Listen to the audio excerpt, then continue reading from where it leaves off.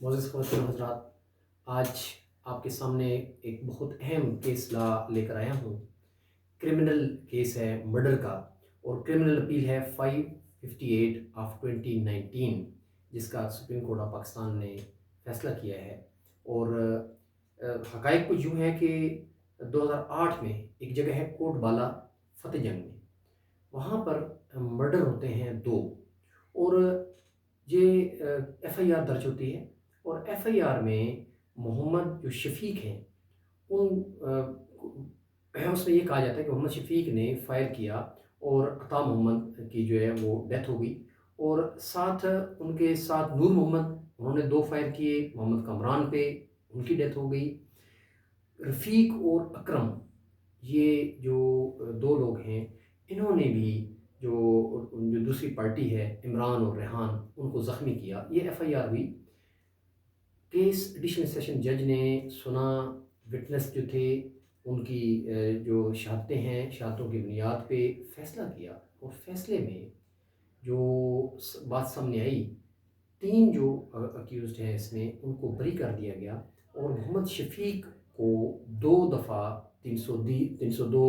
B P پی سی کا جو section ہے اس کے تحت سزائے موت دے دی گئی، اور اسی محمد شفیق پر 324 پی پی سی کے تحت 10 سال قید اور جرمانہ، اور دفعہ 337 ایف کے تحت 10,000 روپے جرمانہ کر دیا گیا، اور باقی جو تین اکیوز تھے ان کو بری کر دیا گیا۔ جو محمد شفیق ہے، انہوں نے ہائی کورٹ میں اپیل دائر کی اس کے فیصلے کے خلاف، لیکن ان کی اپیل ریجیکٹ ہوئی، اور حالیہ سپریم کورٹ آف پاکستان میں جب اپیل سنی گئی تو طلعت محمود زیدی جو ایڈوکیٹ ہیں محمد شفیق کے، انہوں نے بڑا قانونی نقطہ اٹھایا، اور انہوں نے کہا کہ پروسیکیوشن کے کیس کے مطابق یہ 4 لوگ انوالو تھے، اور جو مرڈر ہوا تھا عطا محمد کا، ایف آئی آر میں بھی اور پروسیکیوشن نے بھی یہی جب چلان جمع کرایا کہ ایک فائر لگا، اور وہ ایک فائر کی وجہ سے جو ہے وہ ڈیتھ ہوا، عطا محمد جو ہے وہ ان کا قتل ہوا۔ لیکن ٹرائل کورٹ نے باقی 3 لوگوں کو تو بری کر دیا، اور تمام جو 2 قتل ہوئے ہیں اور باقی جو لوگ زخمی ہوئے ہیں ان کو چارج کیا صرف اور صرف شفیق کو۔ تو بڑی اچھی بحث ہوئی، اور اس میں یہ سامنے آیا کہ اگر جو ایویڈنس ہے اس کی بنیاد پہ جو وٹنس ہیں ان کو ڈس بلیو کیا گیا ٹرائل کورٹ نے، اور 3 لوگوں کو بری کیا، جبکہ اپیلنٹ جو ہے جو محمد شفیق ہے اس کو ڈپرائیو کیا گیا اس بینیفٹ سے، تو یہ سزا جو ہے یہ ان کی ختم کیجیے۔ اس میں آپ کو بتاتا چلوں کہ یہ جو 2 لوگ ہیں نور محمد اور محمد اکرم، وہ ریئل بردرز تھے۔ جو مرڈرر تھا جو عطا محمد تھا، ان کا سگا بھائی تھا، اور باقی جو ہیں وہ بھتیجے تھے، نیفیو تھے۔ تو آپس میں فیملی ایک ہی فیملی تھی، اور جھگڑا ان کا کچھ یوں تھا کہ ایک گھر میں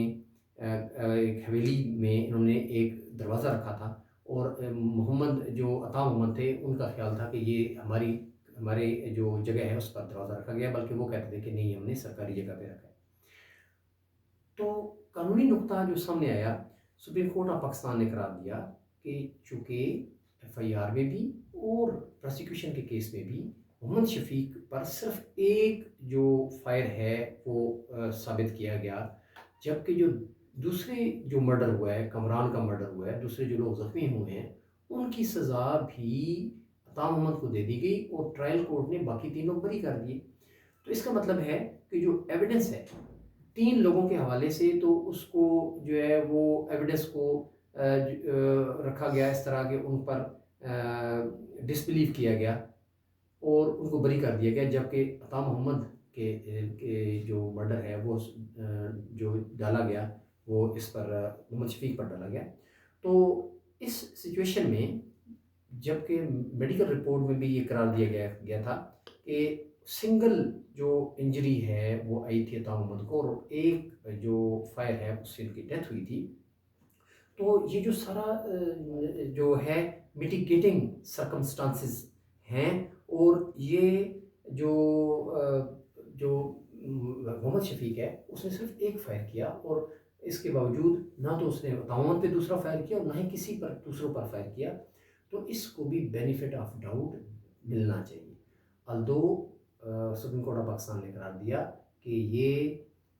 پرسیکیوشن نے ثابت تو کیا ہے، لیکن یہ 2 دفعہ سزائے موت ہے اور باقی دفعات کے تحت جو چارج کیا ہے یہ انصاف پر مبنی نہیں ہے. اور انہوں نے سزائے موت کو جو شفیق کی تھی اس کو چینج کر دیا عمر قید میں، اور باقی تمام جو چارجز ہیں ان سے اس کو بری کر دیا. تو حضرات گرامی، اس میں جو قانونی نقطہ ہے اس سامنے وہ یہ آیا ہے کہ ایک ہی قسم کے ایویڈنس پہ اگر جو فیصلہ ہے